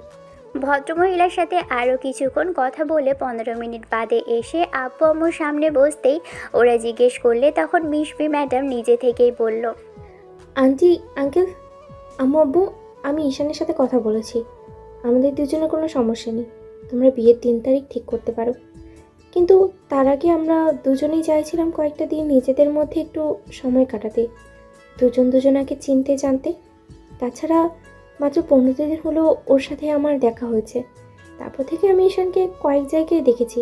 যতদূর পর্যন্ত দেখেছি ওর মধ্যে তেমন কোনো বাজে ধরনের স্বভাব আমি দেখিনি। তাই আরও কয়েকটা দিন আমি ওর সাথে একটু চেনা জানার জন্য হলেও সময় নিতে চাই। যাক, তোমাদের পছন্দ হয়েছে আর তোমরা এই বিষয়টাকে এড়াতে পেরেছো যে কলেজের ঈশান তোমার স্টুডেন্ট, তুমি ওর ম্যাডাম। বিয়েতে রাজি হয়েছো, সেই জন্য আমি অনেক বেশি খুশি। মামনি, আমি কথা দিচ্ছি, তোমরা যতদিন না বলবে ততদিন। না না আঙ্কেল, এতদিন সময় লাগবে না, 1 মাসের মধ্যে হলেই হবে। তাহলে 1 মাস পরেই বিয়েটা ঠিক করে ফেলি, কি বলো? এতদিনে আমাদেরও গোছগাছ করা হয়ে যাবে। আর বড় মেয়ের বিয়ে বলে কথা, একটু তোড়জোড়ের তো ব্যাপার স্যাপার আছে নাকি? প্রথমবার আমার কোনো মেয়ের বিয়ে হচ্ছে, তাই আমি চাইছি না কোনো কমতি রাখতে। এত টাকা পয়সা, সম্পত্তি, বিষয়, আশায় সব কিছু যদি পড়েই থাকে, আর মেয়ের বিয়েতে যদি একটু আনুষ্ঠানিকতার ব্যবস্থা নাই করতে পারলাম, তাহলে কেমন হলো বলো? তোমার যা ইচ্ছে তুমি করতে পারো বন্ধু, তবে আমার বৌমাকে কিন্তু আমি নিজে সাজাবো। একবারে পা থেকে মাথা অবধি যত গহনা আর কিছু প্রয়োজন সব কিছুই আমি নিচে দেবো। এইসব বিষয় নিয়ে দুই পরিবার কথা বলতে লাগলো আর মিশমি লজ্জায় মাথা নিচু করে রাখলো। এটা ভেবে যে ওর স্টুডেন্টের সাথেই ওর বিয়েটা ঠিক হলো। আর সামনে ছেলেটা বসে ড্যাব ড্যাব করে ওর দিকে তাকিয়ে আছে। এবার বেশ খানিকটা লজ্জাও লাগছে মিশমির। ইচ্ছে তো করছে পালিয়ে যেতে। একটু আগে নিজে থেকে বলেছিল ছেলেটার সাথে কথা বলবে, আর বলেছেও, কিন্তু এখন সামনে থেকে দেখে খুব বেশি লজ্জা লাগছে। সেদিন সন্ধ্যার মুখে ওরা মিশমিদের বাসা থেকে গেল, আর যাওয়ার সময় ঈশান ম্যাডামের নাম্বারটা নিল। নিজে থেকেই দিয়েছে মেয়েটা, আর ওরটাও দিয়েছে। তাহলে কি ম্যাডাম ওর প্রতি আগ্রহ আছে? সেটা ভেবেই পাচ্ছে না ছেলেটা। 2 দিন পরের ঘটনায় ঈশান সেদিন কলেজে আসলো আর জানতে পারলো গতকাল ম্যাডামও নাকি কলেজে আসেনি। ঈশান এবার বন্ধুদের থেকে বিষয়টা জানার পর একটু মুচকি হাসলো। ওকে হাসতে দেখে সবাই বিষয়টা জিজ্ঞেস করলো আর কারণ জানতে চাইলো না আশার।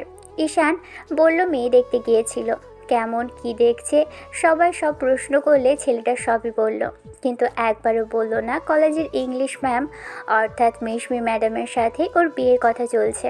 আর 1 মাস পরে হয়তো দুজনের বিয়েটা হয়েও যাবে। আর মেয়েটা নিজে থেকেই রাজি হয়েছে। আজ আবার দুপুরে লাঞ্চের পরই আবার 2টো ক্লাস আছে, তাই একটু লেট করেই কলেজে এসেছিল ঈশান। সবাই মিলে ক্যান্টিনে গেল আড্ডা দিতে, কিন্তু ঈশান বলল ও একটু পরে আসবে। এরই মাঝখানে ম্যাডামের নাম্বার থেকে কল আসলে রিসিভ করলো। ভদ্রমহিলা ওকে বলতে লাগলো, কোথায় তুমি? কে বলছেন? তোমার হবু বউ। হবু বউ কথাটা শোনার সাথে সাথে ঈশান হক চুকিয়ে গেল। তাড়াহুড়ো করে নাম্বারের দিকে তাকাতেই দেখলো মিশমি ম্যাডাম লেখা।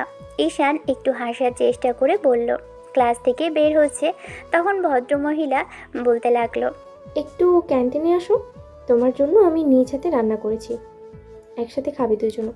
বিয়ের কথা শেষ হতে না হতেই যে ভদ্রমহিলা এরকম নিজে থেকেই ওর সাথে যোগাযোগ করবে, ওর প্রতি এরকম খেয়াল রাখবে কিংবা ওর জন্য রান্না করে আনবে, ঈশান সেটা ভাবতেও পারেনি। অন্য সব গল্পের মতো ভেবেছিল এই গল্পেও ম্যাডাম অত্যন্ত রাগী হবে, কিন্তু না, সেটা তো হয়নি। উল্টো মনে হয়েছে বেশ রোমান্টিক হবে। ঈশান মিনিট 2 হেঁটে ক্যান্টিনে আসতেই দেখলো মিশমি ম্যাডাম একদম কর্নারের একটা টেবিলে বসে আছে। এবার পাশে তাকাতে ঈশানের মনে হতে লাগলো এবার যদি বন্ধুরা ম্যাডামের সাথে দেখে ফেলে তাহলে তো সন্দেহ করতে দুবার ভাববে না, কি করবে সেখানে দাঁড়িয়ে থেকে ভাবতে লাগলো। অন্যদিকে বারবার ম্যাডাম ওকে ইশারা করতেই ছেলেটা গিয়ে ম্যাডামের সামনে বসলো। এবার দূর থেকে ম্যাডামের কাছে ঈশানকে যেতে দেখে বন্ধুরা বেশ খানিকটা সন্দেহ করলো। কিছুক্ষণ ধরে তাকিয়ে থেকে তারপর একটা সময় ওরা ঈশানের পিছনে গিয়ে দাঁড়ালো। ম্যাডাম ওদের দেখে কিছুক্ষণ তাকিয়ে রইল, তারপর যখনই কিছু বলতে যাবে তার আগে ঈশান পিছন ফিরতেই বন্ধুদের দেখলো। ওরা সব অবাক চোখে ওর দিকে তাকিয়ে আছে। ঈশান কিছু বলার আগেই ম্যাডাম ওদেরকে বসার জন্য বলল। সবাই বসতে না চাইলেও ম্যাডাম বেশ কয়েকবার রিকোয়েস্ট করতেই বন্ধুরা পাশে বসলো। ব্যাস, ঈশানের খাওয়ার দফা হয়ে গেল। ঈশান বন্ধুদের দিকে বারবার তাকাচ্ছে, ওরা তো রাগী চোখে তাকিয়ে আছে অনেক আগে থেকেই। বিষয়টা বুঝতে পেরে এবার ম্যাডাম একটু মুচকি হেসে বলতে লাগলো, তোমরা হয়তো অবাক হচ্ছ যে তোমাদের বন্ধু আমার সাথে কেন? এতদিন যাবৎ তোমরা বন্ধুর থেকে কোনো প্রকার আমার বিষয়ে সিগন্যাল পাওনি, তাহলে আজকে হঠাৎ এমন কেন, তাই তো? আসলে 2 দিন আগেই তোমার বন্ধু তার সপরিবারে আমাদের বাসায় গিয়েছিল আমাকে দেখতে। ম্যাডামের এমন দ্বারা কথা শুনে শুভ খক খক করে কেসে উঠল। ম্যাডাম ওর দিকে পানির বোতল এগিয়ে দিলে ছেলেটা ঢকঢক করে পানি খেয়ে নিল। ম্যাডাম একটু মুচকি হেসেই বলতে লাগলো, আমি বুঝতে পারছি তোমরা বুঝতে পারছো না আমি কি মিন করছি। আসলে তোমার বন্ধুর সাথে আমার বিয়ের কথা চলছে, আর মাসখানেক পরেই তোমাদের ভাবি হব আমি। ম্যাডামের থেকে এরকম কথা শুনে সবাই হাঁ করে কিছুক্ষণ ওনার দিকে তাকিয়ে রইল। ম্যাডাম সবার জন্য খাবার অর্ডার করলো।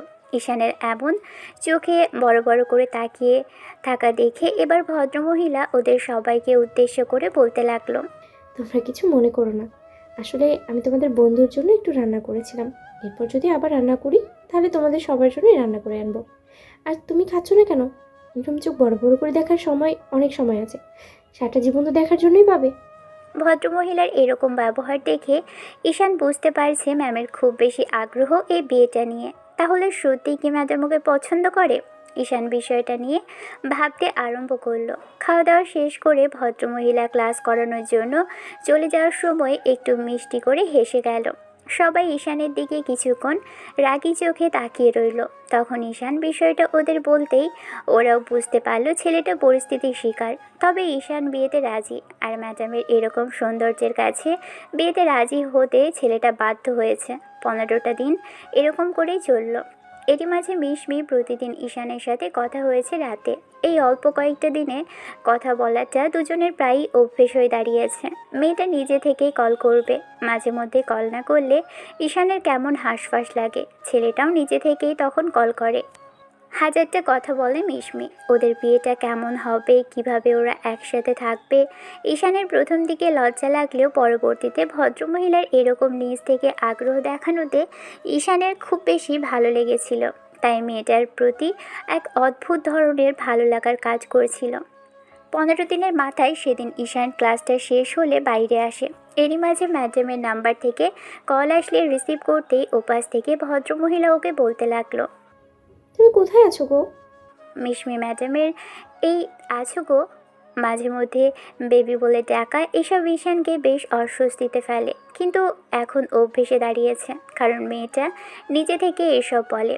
ঈশান একটু হাসলো আর বলতে লাগলো, ক্লাস শেষ হলো মাত্র বাইরে এসেছে, বন্ধুর সাথে কথা বলছিলাম। আর আপনি? তুমি এখনো আমাকে আপনি করেই ডাকছো?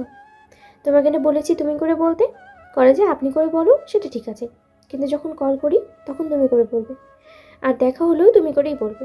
সবার সামনে আপনি করে বলো সেটা ঠিক আছে, কিন্তু আমি যখন বারণ করেছি তখন বলবে না, ব্যাস। ওকে ওকে বাবা, বলবো না। এবার বলেন কি করতে হবে? আবারও আপনি চেষ্টা করো এখন থেকে তুমি বলার, শোনো পিচ্ছি, ক্যাম্পাসের পেছনে যে ফাঁকা জায়গাটা আছে একটু সেখানে এসো, আমি তোমার জন্য অপেক্ষা করছি। ঈশান ম্যাডামকে আসছি বলে সেদিকে পা বাড়ালো। তারপর সেখানে এসে দেখলো ম্যাডাম আসেনি এখনও, তাই দাঁড়িয়ে রইল। তারপর যখন ম্যাডামের সাথে দেখা হলো সেটা বেশ অপ্রীতিকর পরিস্থিতিতে। সেদিন যে মেয়েটার সাথে ঈশানের ব্রেকআপ হয়েছিল, ও সেই এক্স গার্লফ্রেন্ড এসে ওকে আচমকাই জড়িয়ে ধরলো। এরকম একটা পরিস্থিতিতে ঈশান নিজেকে যখনই ছাড়িয়ে নিতে যাবে আর ভাবলো যে ম্যাডাম এরকম করেছে কিনা, তখনই সর্বনষ্ট হলো। কারণ তৎক্ষণাৎ ম্যাডাম এসে ওদের সামনে দাঁড়ালো। কিছু বুঝে ওঠার আগেই এবার ভদ্রমহিলা এমন কিছু দেখে বলতে লাগলো, বাবা, এখানে এই মুহূর্তে এসে তো আমি মনে হয় অন্যায় করে ফেললাম, অনেক বড় ঝামেলা করে ফেললাম। নাহলে তোমাদের প্রেম ভালোবাসাটাই ব্যাঘাত করতো না। তোমরা আসলে অন্যরকম একটা মুহূর্তে ছিলে, আমি এসেই বোধহয় বাধা দিয়ে ফেললাম, তাই না ঈশান? ম্যাডামের কথাগুলো কানে পৌঁছতেই ঈশান তাড়াহুড়ো করে ওকে জড়িয়ে ধরে রাখা ব্যক্তিকে জোর করে ছাড়িয়ে নিল। তারপর মেয়েটাকে দাঁড়িয়ে থাকতে দেখে ওর এক্স গার্লফ্রেন্ড অর্থাৎ সেই মেয়েটাকে ধাক্কা মেরে দূরে সরিয়ে দিয়ে বলতে লাগলো, ম্যাডাম আমার কথা শুনুন, আপনি আমাকে ভুল বলছেন, ও আসলে আমার। ঈশান কথাটা বলে শেষ করতে পারলো না। তার আগেই ভদ্রমহিলা কষিয়ে ওর মুখে একটা থাপ্পড় মারলো। তারপর কাঁদো কাঁদো কণ্ঠে বলতে লাগলো, আমি তোমাকে বিশ্বাস করেছিলাম ঈশান, সবার সাথে তোমাকে এত স্বাভাবিকভাবে দেখে ভেবেছিলাম তোমার মতো একটা ছেলে হয় না, কিন্তু তোমার মতো লম্পট যে দ্বিতীয়টা হয় না সেটা আমি ভাবতেও পারিনি। আজকে চোখের সামনে থেকে না দেখলে হয়তো বিশ্বাসই করতে পারতাম না। ভালো তো এটাই হয়েছে যে বিয়ের জন্য সময় নিয়েছিলাম, নাহলে তোমার আসল চেহারাটা আমি দেখতেই পারতাম না। আর কত জায়গায় কতজনকে রেখেছো তুমি, এখানে আমি তোমাকে দেখা করতে আসতে বললাম আর চোখের আড়ালে এসে একটা মেয়ের সাথে। ছি, আমি তো তোমাকে বিশ্বাস করতে শুরু করেছিলাম ঈশান, জুনিয়র ভেবেও কখনো অবহেলা করিনি, উল্টো আরো তোমাকে নিজের সাথে জীবনের সাথে জড়াতে নিয়ে এসেছিলাম, আর তুমি এমন করে আমার বিশ্বাসটা ভাঙলে। ঈশান কিছু বলতে পারলো না। তার আগেই ভদ্রমহিলা কান্না করতে করতে যখনই পিছন দিকে ফিরে চলে যেতে নিবে, তখন ঈশান ওনার হাত ধরল।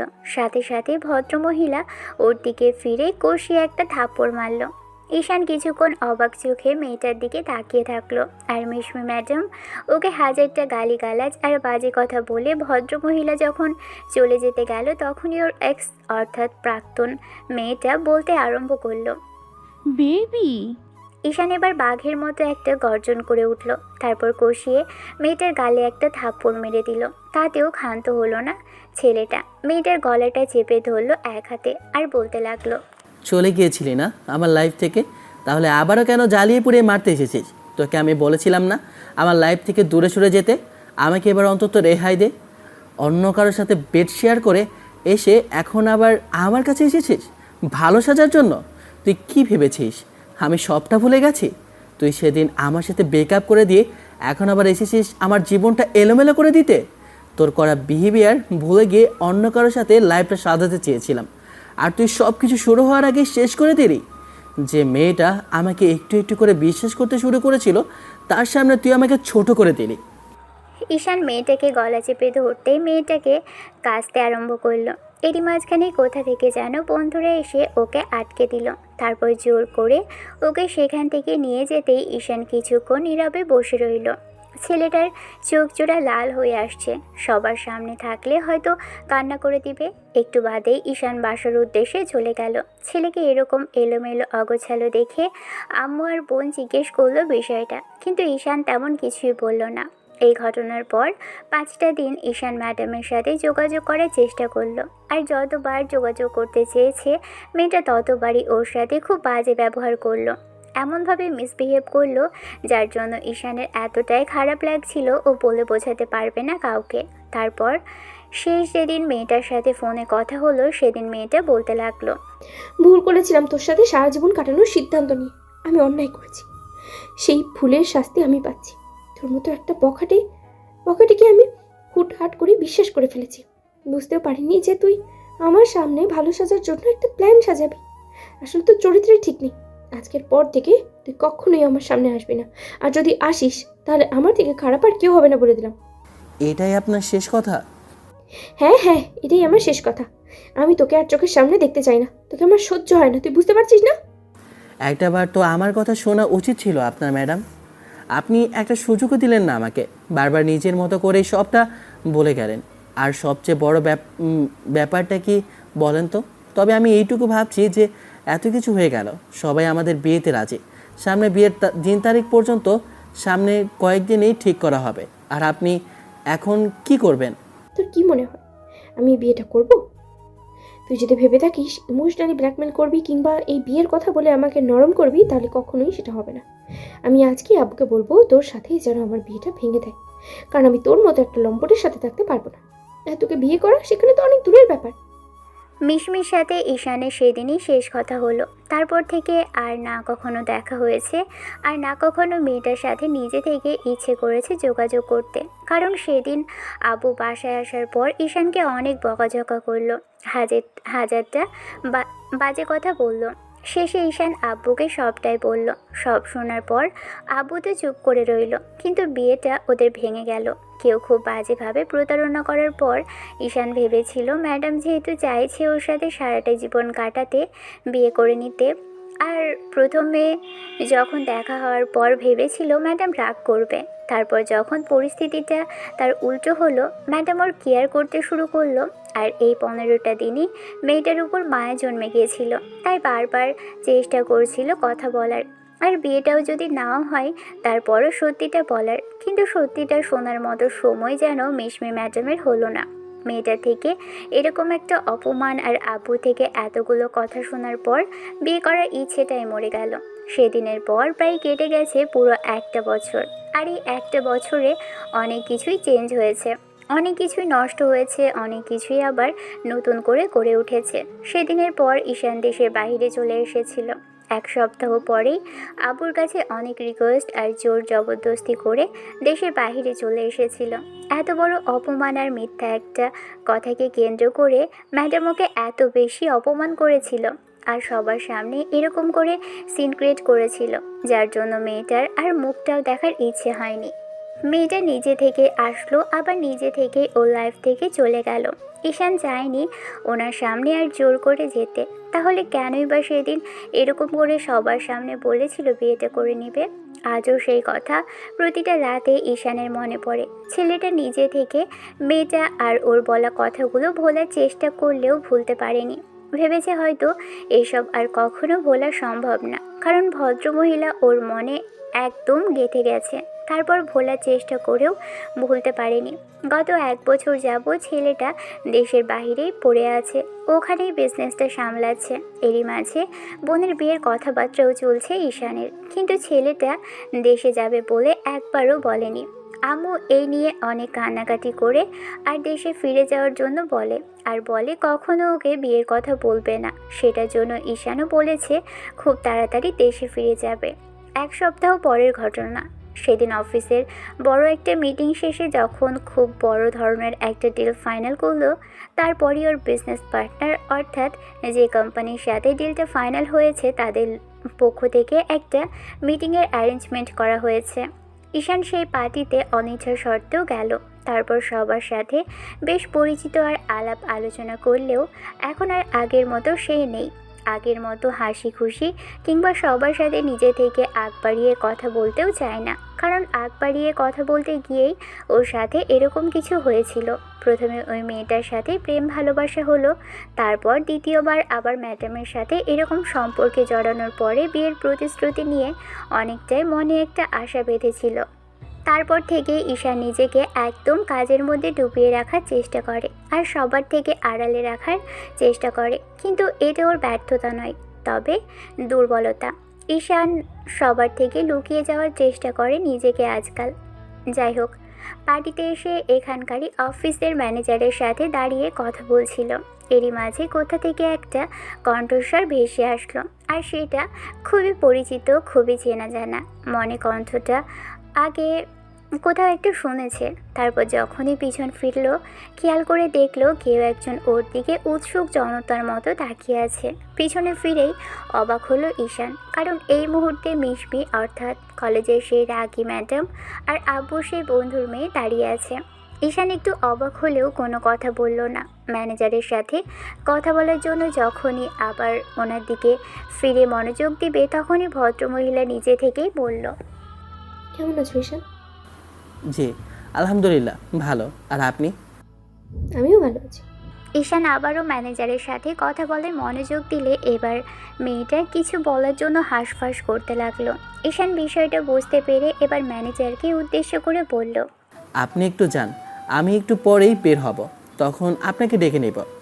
ঈশানের কথাতে ভদ্রলোক চলে গেল আর ঈশান ভদ্রমহিলার দিকে ফিরে একবার তাকিয়ে তারপর অন্যদিকে ফিরে বলতে লাগলো, আপনি এখানে যে, যাই হোক আপনি মনে হয় কিছু বলতে চাইছেন।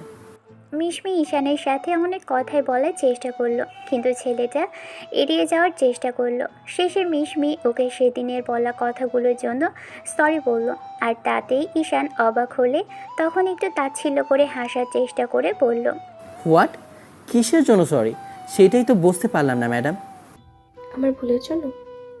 ভুল? কিসের ভুল? সেদিন তুমি চলে আসার পর থেকে তোমার সাথে আর দেখা হচ্ছিল না। 1 মাস পর যখন তোমার সাথে দেখা হয়নি, তারপর কেমন যেন সন্দেহ হচ্ছিল। তখন তোমার সাথে করা মিসবিহেভটার কথা ভেবে আমি তোমার বন্ধুদের সাথে কথা বলি। ওই দিনের পর থেকে ওদের সাথে কথা বলিনি। তারপর নিজে থেকে কথা বললে ওরা আমাকে জানায় ওরা তোমার এক্স গার্লফ্রেন্ড ছিল। আর সেই দিন ওখানে কি হয়েছিল আর মেয়েটা তোমার সাথে কীরকম বিহেভ করেছিল সবটাই আমাকে বলেছে। তো না মানে আসলে এখানে এসে দেখলাম তুমি এখানে আসছো, অবাক হয়েছিলাম। তারপর খোঁজ নিয়ে জানতে পারলাম যে কোম্পানির সাথে ডিলটা ফাইনাল করছো, সেই কোম্পানির সাথে তুমি পার্টনারশিপে বিজনেস করবে। তাই এগুলো বাদ দিন, আর কিছু বলার থাকলে বলুন, আর না হলে আমি চলে যাব। অনেক রাত হয়ে আসে, আমি এখানে থাকতে চাইছি না। মিশমি কিছু বলতে চাইল কিন্তু বলতে পারছিল না। সেটা বুঝতে পেরেই কিছুক্ষণ যাবৎ মেয়েটার দিকে তাকিয়ে থেকে তারপর অন্যদিকে ফিরে বলতে লাগলো, সবই বুঝতে পারলাম, কিন্তু আপনি এখানে কেন? অবশ্য আপনাকে এই কথা আমার জিজ্ঞেস করা উচিত না, তারপরেও বলতে হচ্ছে। ফ্রেন্ডের বিয়েতে এসেছিলাম আর তারপরে কিছুদিন এখানে আছি। আর আজকে ওর আব্বুর কোম্পানির সাথে তোমার ডিলটা ফাইনাল হয়েছে, সেই জন্যই পার্টিটা আয়োজন করা। আর ও আমাকে আসতে বলেছিল, তাই এসেছিলাম। আর তারপরেই তোমার সাথে। আপনার বলা শেষ হয়েছে? না আসলে আমি আরও কিছু বলতে চাইছিলাম, তাই আমাকে। কিন্তু আমার শোনার ইচ্ছে নেই। আপনি যতদূর বলেছেন ততদূর শুনেছি, এটাই অনেক। স্যার প্লিজ একটু শোন। আপনার সাথে কথা বলেছি, সেটাই কি অনেক নয় বলেন? মিশমি মাথা নিচু করে ফেলল। ঈশান একটা দীর্ঘ নিঃশ্বাস ফেলে চলে আসতে গেলে হঠাৎ পিছন থেকে হাতে হাত টান পড়তেই বুঝতে পারল মেয়েটা ওর হাত ধরেছে। ঈশান সাথে সাথেই পিছন দিকে ফিরল। মিশমি ভাবল ঈশান রাগ করবে, কিন্তু ছেলেটা বেশ খানিকটা বিরক্তি নিয়ে তাকালো। তারপর একটা দীর্ঘ নিঃশ্বাস ফেলে নিজের রাগটা কন্ট্রোল করে হাত ছাড়িয়ে নিয়ে বলতে লাগলো, গত 1 বছর আগে যেটা করেছেন, তারপর আপনার সাথে সিনকেট করে নিয়ে, এইটাই অনেক। এইখানে একটা পার্টি চলছে, এখানে এসে পার্সোনাল বিষয়ে আমি কোনো ঝামেলা চাইছি না। আপনার সাথে কথা বলেছি, অনেক হয়েছে। আর আমি সেই জন্য বাইরে চলে আসছিলাম। আজকে সেই সত্যিটা আপনাকে বললাম। আপনার জন্য যে কাণ্ডগুলো ঘটেছিল, সেটার জন্যই পালিয়ে আসতে হয়েছে, কারণ সবাই একই কথা বলতো। বিয়েটা ঠিক হলো, তাহলে ভাঙলো কেন? এখন আবার এখানে এসে কি নাটক করতে চাইছেন আপনি? মেয়েটার চোখে পানি টলমল করতে লাগলো। ঈশান স্পষ্ট বুঝতে পারলো এই বোধহয় কান্না করে দিবে। ছেলেটা কিছু বলবে তার আগে মেয়েটা 2 হাত জোর করে বলতে লাগলো, ঈশান প্লিজ একটু শোনো, প্লিজ একটু সময় দাও আমাকে। আজকেই শেষবার, এরপর আর তোমাকে কখনো বিরক্ত করবো না। ঈশান কিছুক্ষণ দাঁড়িয়ে থেকে তারপর ভাবলো এখানে এমন কিছু যদি বলে ফেলে মেয়েটার, তাতে যদি মাথায় রাগ উঠে যায়, দেখা যাবে সিন ক্রিয়েট করে বসবে নিজেই। তাই দুজনেই বাসার বাইরে চলে আসলো। তারপর রাস্তা দিয়ে হাঁটতে লাগলো দুজন পাশাপাশি। ঈশান পকেটে 2 হাত গুজে সামনের দিকে তাকিয়ে হাঁটছে। আজকে মনে হচ্ছে পুরো একবারে বছর বাদে এসে মেয়েটাকে আদি খেতে দেখাচ্ছে। তারপরও কিছুক্ষণ চুপ করে থাকার পর একটা সময় মিশমি দাঁড়িয়ে পড়ল। ঈশান ওর দিকে ফিরতে মেয়েটা বলতে লাগলো, ঈশান আমি আমার কাজের জন্য খুবই লজ্জিত। সেদিনের ঘটনার জন্য তোমাকে আবারও সরি বলছি। আমি জানি এর কোনো প্রায়শ্চিত্ত হয় না, কারণ যে ভুলটা করেছি, যার জন্য পুরো 2টা পরিবার আলাদা হয়ে গেছে। সেদিন তোমার আব্বুর সাথে আমার আব্বুর কোনো কথা হয়নি। সব কিছুর জন্য আমি দায়ী। আমি তোমার কাছে হাত জোড় করে মাফ চাইছি। তুমি প্লিজ সব কিছু আগের মতো ঠিক করে নেওয়ার চেষ্টা করো। আমি খুবই অনুতপ্ত ঈশান। আমি বলছি আবার সব কিছু আগের মতো ঠিক করে নিতে চাই আমি। তুমি প্লিজ একটাবারের মতো আমাকে মাফ করে দাও। ঈশান তাচ্ছিল্য করে হাসলো, তারপর বলতে লাগলো, মনে আছে একদিন ক্যান্টিন ভর্তি সবার সামনে অপমান করেছিলেন, সেটা ফিরিয়ে দিতে পারবেন? আবার অফিসে গিয়েও আব্বুকে হাজারটা কথা শুনিয়েছেন, আপনার আব্বুকে বলেছেন, সেও এত এত কথা শোনালো আমাকে আর আব্বুকে। সব কিছু মিলিয়ে আপনার কি মনে হয় আপনি অতিরিক্ত আশা করে ফেলছেন? আপনি এত সুন্দরী একজন মেয়ে, আপনি চাইলে যে কোনো ছেলে আপনার পেছনে লাইন দিয়ে পড়ে যাবে, কিন্তু এতগুলো দিন পরে এসে এখানে আমাদের দেখা হলো আর আপনি এইসব কথা বলতে আরম্ভ করলেন। আপনি তো জানতেন না আমি কোথায় এসেছি, তাহলে এতগুলো দিন ধরে এগুলোর মনে চেপে রেখে দিয়েছিলেন, নাকি এখানে দেখার পরেই আপনার ভালোবাসা উতলে পড়েছে? আমি ভেবে রেখেছিলাম তোমার সাথে যখন দেখা হবে তখন থেকেই আমি তোমাকে সরি বলে দেবো আর সব কিছু ঠিক করার কথা বলবো। আসলে তোমার বন্ধুদের কাছ থেকে সবটা শোনার পর থেকে অনুতপ্ত, তাই তো অফিসে গিয়েও আঙ্কেলের কাছে মাফ চেয়েছি। বাসায় গিয়ে আন্টিকে অনেকবার রিকোয়েস্ট করেছি তোমার নাম্বারটা দেওয়ার জন্য, একটু কন্ট্যাক্ট করবো তোমার সাথে সেই জন্য, কিন্তু উনি দেননি। অনেকবার মাফ চেয়েছি, তারপরেও আন্টি বলেছে যদি তুমি মাফ করে দাও, তুমি যদি সব কিছু ঠিক করে নিতে চাও তাহলে ওদের আর কোনো আপত্তি নেই। কিন্তু আমার আপত্তি আছে, আমি চাই না আপনার সাথে কোনো কিছুই ঠিক করে নিতে। আমি চাই জান, আমি খুব করেছি, আমি ভুল করেছি। আমার সত্য জন্ম নেওয়া অনুভূতিগুলোকে না বুঝে আর তোমার কথাগুলো না শুনেই সেদিন নিজের হাতে শেষ করে দিয়েছি। যখন একটু একটু করে কষ্ট পাচ্ছিলাম আর তুমি চলে আসার পর থেকে বুঝতে পেরেছি আমি অন্যায় করেছি, আমার ভুল হয়েছে। আমাকে একটাবারের মতো সুযোগ দাও, আমি কথা দিচ্ছি আমি সব কিছু ঠিক করে দেবো আর কখনো অবিশ্বাস করবো না তোমায়। প্লিজ বিলিভ মি ঈশান। কিন্তু আমি বিশ্বাস করতে চাই না আপনাকে, আর বিশ্বাসের কথা আসেই বা কেন? কারণ আমি তোমাকে ভালোবাসি আর পুরো একটা বছরে আমি বুঝে গেছি এই কয়েকটা দিনের জন্য তুমি আমার অনেকটা কাছে চলে এসেছিলে। আমার এতটা কাছে কোনো ছেলে আসতে পারেনি, আমি আসতে দেইনি ঈশান। তোমার অনুপস্থিতি আমাকে বুঝিয়েছে আমি এই পিচ্চিটাকে ভালোবেসে ফেলেছিলাম, আমি বুঝিনি তখন। প্লিজ আমাকে মাফ করে দাও, একটাবার সুযোগ দাও আমাকে প্লিজ ঈশান। আপনার কি মনে হচ্ছে যে আপনি একটু বেশি আবদার করে ফেলছেন না? এত কিছুর পরেও আপনার কি মনে হয় না যে আমি আপনার সাথে শৃঙ্কিত করে নিয়ে সেটা অনেক নয় কি? আপনি কি বলেছিলেন সেদিন, মনে নেই আপনার? আমি জানি আমার মুখটাও তুমি দেখতে চাও না, তার জন্য আমি কি এখন তোমার পায়ে দেবো বলো? পায়ে তোটা মাফ করে দিবে আমাকে? ঈশান হাসার চেষ্টা করলো, তারপর কপালে চুলকে বলতে লাগলো, একটা বিষয় জানেন তো, আমরা ভুল আর অন্যায়গুলো তার সাথে করি যাকে একটা সময় ভালোবেসে ফেলবো, আর তাকেই দূরে সরিয়ে দেই যাকে ছাড়া আমাদের চলবে না। আপনিও ঠিক তাই করেছিলেন। এখন বুঝতে পারছেন সব কিছু ঠিকঠাক ছিল, সবই ঠিক চলছিল, মাঝখান থেকে আপনার সামান্য একটা ভুল বোঝাবুঝির কারণে এত বড় একটা দূরত্ব তৈরি হলো দুই পরিবারের মধ্যে। তখন কি একটাবার মনে হয়নি যে আমার কথাটা একবার আপনার শোনা উচিত ছিল? একটাবার শুনলে আপনার কি খুব বেশি ক্ষতি হয়ে যেত সেদিন? হতো না, তাই না? তারপর আমার বন্ধুদের নিজে থেকে জিজ্ঞেস করলেন, আমার খবরাখবর নিলেন, কারণ তখন আপনার অনুভূতিগুলো উতলে উঠেছিল। তাহলে আমি যে বলতে চাইছিলাম তখন খুব বেশি খারাপ হতো? আমাকে একটু বলতে দিলে ম্যাডাম? আমি বুঝতে পারছি তুমি এখন আমার উপরে রাগ করেই সব বলছো, আর তুমি কষ্ট পেয়ে তারপরে দেশ ছেড়ে চলে এসেছো, সেটা খুব ভালো করেই বুঝতে পারছি। আমাকে বলো কি করতে হবে, তারপরে আমি সব কিছু ঠিক করে দিতে চাই। আমি তোমায় খুব বেশি ভালোবেসে ফেলেছি যে ঈশান। মিশমির এমন ধারা কথাতে ঈশান অট্ট হাসতে লাগলো। ঈশানের এমন কাণ্ডে এবার মিশমি কান্না করে ফেললো আর বলতে আরম্ভ করলো, তুমি আসছো কেন? বলো না আমায় কি করতে হবে, আমি সব ঠিক করে নিতে চাই। তুমি জানতেও না আমি তোমার জন্য অপেক্ষা করি, কিন্তু তুমি একটাবার যদি দেশে ফিরে যেতে বুঝতে পারতে আমি তোমার জন্য কতটা হাসফাস করছিলাম, নিঃশ্বাস বন্ধ হয়ে আসছিল আমার। ঈশান আগের মতোই সেই তাচ্ছিল্য করে হাসতে লাগলো। এবার মিশমিও উপায় না পেয়ে যখনই ওর পা ধরতে গেল তখনই ঈশান মেয়েটার দু বাহুতে ধরে ফেললো আর উঠিয়ে কিছুটা দূরে গিয়ে বলতে লাগলো, কি আজব কাণ্ড করছেন আপনি, আমার থেকে সিনিয়র, এখন আপনার আর আমার মাঝে অনেক দূরত্ব। সব কিছু আপনার জন্য হলেও এখন এগুলো ঠিক করা কিভাবে সম্ভব বলেন? আমি ঠিক করে নেব, আর কোনো অভিযোগ করার সুযোগও দেব না। তুমি যা বলবে তাই হবে, দেশে ফিরে দুজনে বিয়ে করে নেব। আব্বু যে তোমার আব্বুর সাথে সিন ক্রিয়েট করেছে তার জন্য পা ধরে আমি মাফ চাইবো, আব্বুকে দিয়ে সরি বলাবো আঙ্কেলের কাছে। তারপরও কি তোমার হবে না?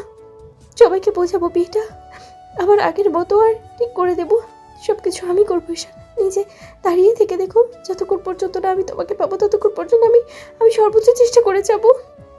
ঈশান চুপ করে রইল, আবারও কপাল চুলকে একটু হাসার চেষ্টা করে বলতে লাগলো। আচ্ছা, ভেবে দেখবো। ঈশান কথাটা বলে শেষ করতে পারল না, তার আগেই মিশমি দৌড়ে এসে ঈশানের গলাটা জড়িয়ে ধরল। মেয়েটা পা দুটো উঁচু করে ঈশানের গলাটা জড়িয়ে ধরে বলতে আরম্ভ করলো। চেষ্টা না, আমি জানি তুমি আমাকে ভালোবাসো, আমি তোমাকে অনেক বেশি ভালোবাসি। I love you baby. ঈশানের কেন জানি আজকে খুব বেশি ভালো লাগছে। যে মেয়েকে রিজেক্ট করেছিল আজ আবার সেই মেয়ে নিজে থেকে মাফ চাইছে। পায়ে ধরতে গিয়েছিল ভালোবাসা ফিরে পাওয়ার জন্য। এই জন্যই রবি ঠাকুর বোধহয় বলেছিল, তুমি যদি কাউকে ভালোবাসো তাহলে তাকে মুক্ত করে দাও, সে যদি তোমার হয়ে থাকে তাহলে নিশ্চয়ই ফিরে আসবে। মিশমি হয়তো ঈশানেরই কপালেই ছিল, তাই মেয়েটা আবারও নিজে থেকেই ফিরে এসেছে ঈশানের লাইফে। মিশমি ঈশানকে জড়িয়ে ধরে হাজারটা অনুভূতি প্রকাশ করতে লাগলো। মিনিট 5 পরে ঈশান মেয়েটাকে দু হাতে বুকের সাথে শক্ত করে জড়িয়ে ধরল। এবার মিশমির খানিকটা শান্তি লাগছে ঈশানের বুকে মাথা রেখে। যাই হোক, সব গল্পে বিয়ে দিয়ে শেষ করলে সব গল্প একই রকম হয়, আর বিয়ে সংসার এগুলো প্রতিনিয়তই শোনেন। আজকের গল্পটা অন্যরকমভাবেই শেষ করলাম। ভালো থাকুক ভালোবাসা। দেখা হচ্ছে অন্য কোনো দিন অন্য কোনো গল্পে। ততদিন পর্যন্ত সুস্থ থাকবেন, ভালো থাকবেন, আমাদের সাথেই থাকবেন। ধন্যবাদ। আল্লাহ হাফেজ।